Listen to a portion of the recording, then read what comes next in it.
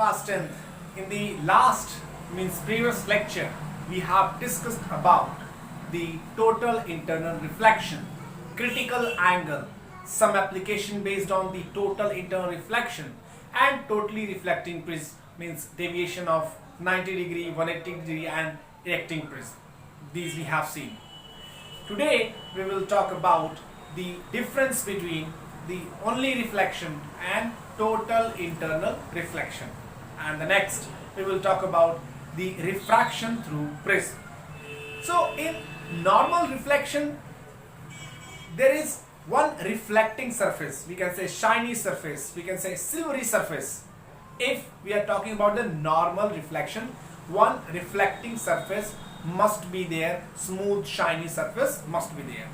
But in total internal reflection, if you remember, that was simply water or any denser medium from which the light was moving and then returns to the same medium.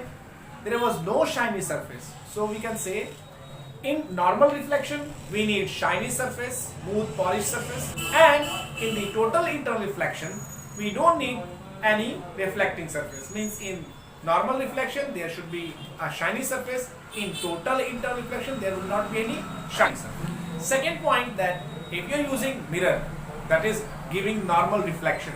If you are using mirror, so wherever in front of the mirror, wherever you are standing, what you will see your face. Means reflection is happening, normal reflection is happening at every angle, but total internal reflection will be starting after the critical angle. Means if the angle of incidence is more than critical angle, then only the total internal reflection will be happen.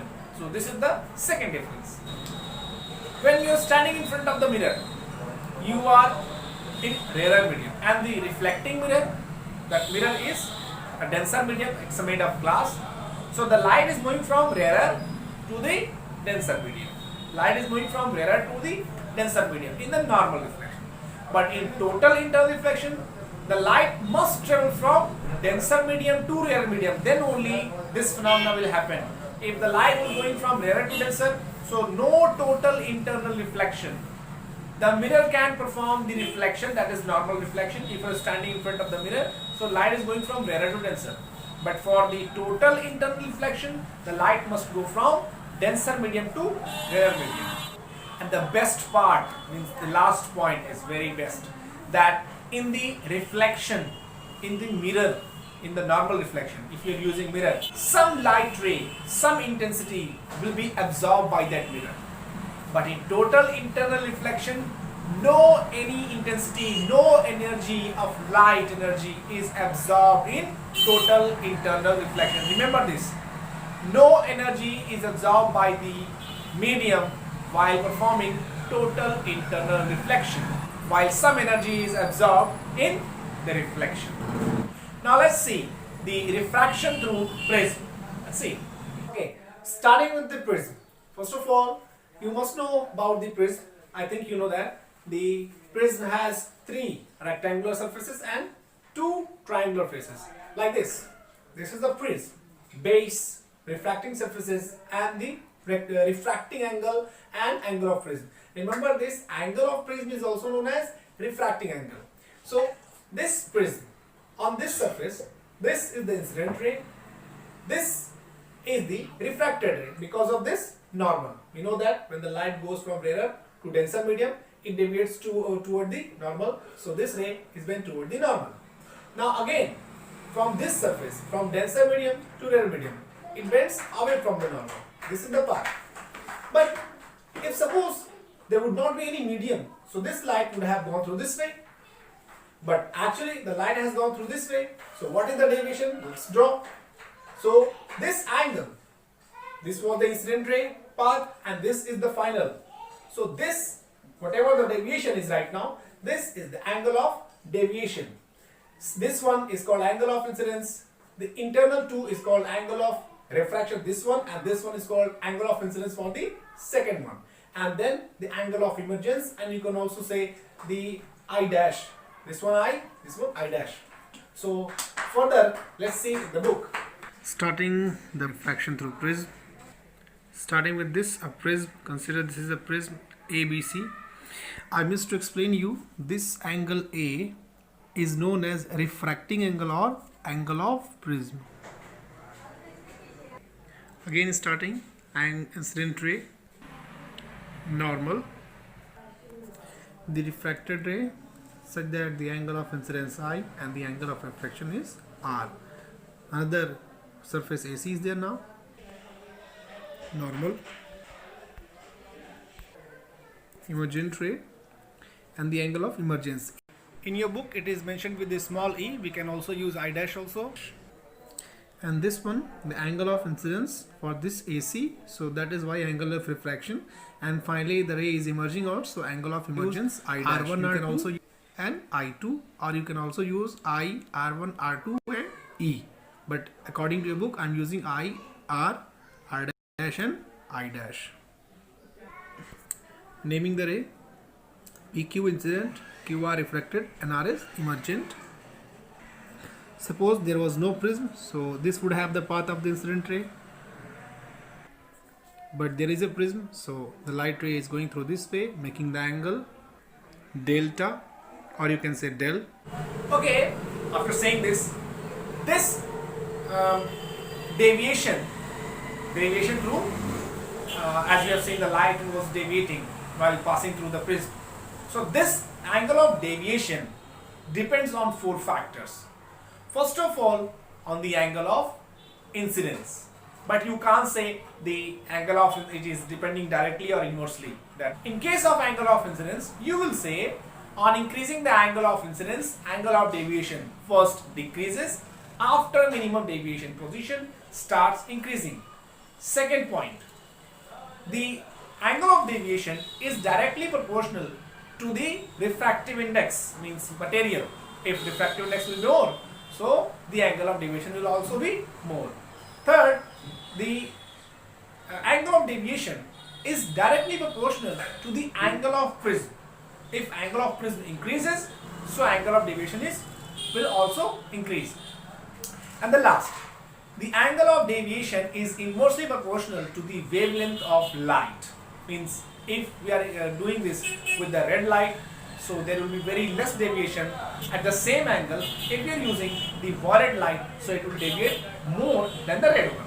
That is why it is depending inversely proportional. But the first point is not so easy to understand. Let's see the first point in detail. This graph, which says that on increasing the angle of incidence, first angle of deviation decreases. After some point, it starts increasing, and that point is called minimum deviation.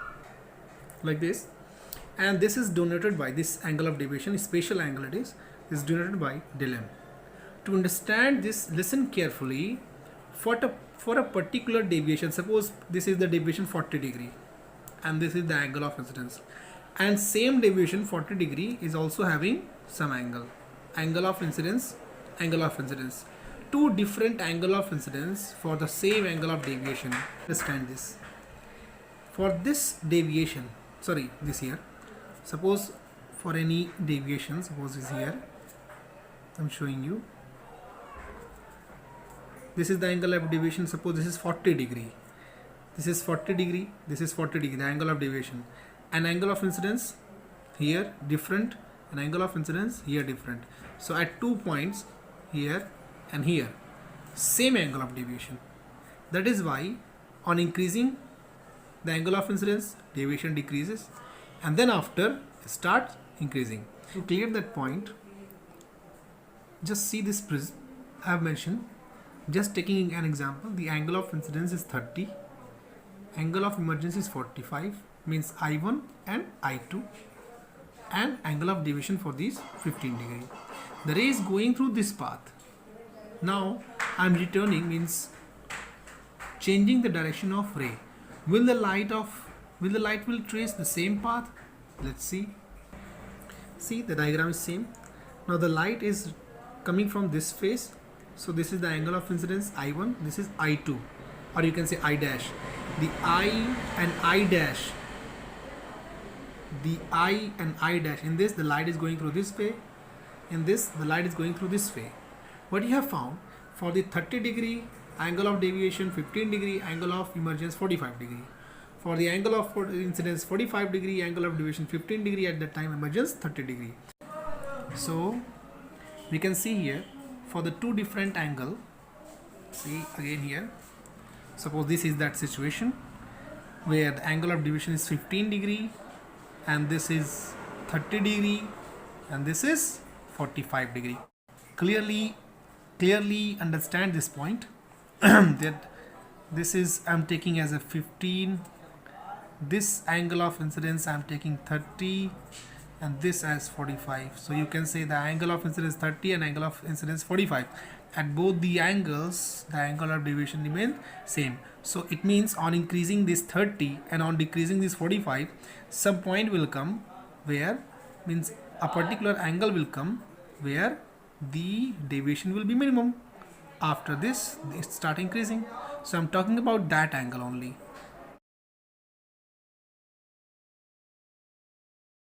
So we have seen the angle of deviation is depending on the angle of incidence, refractive index, angle of prism and the wavelength of light.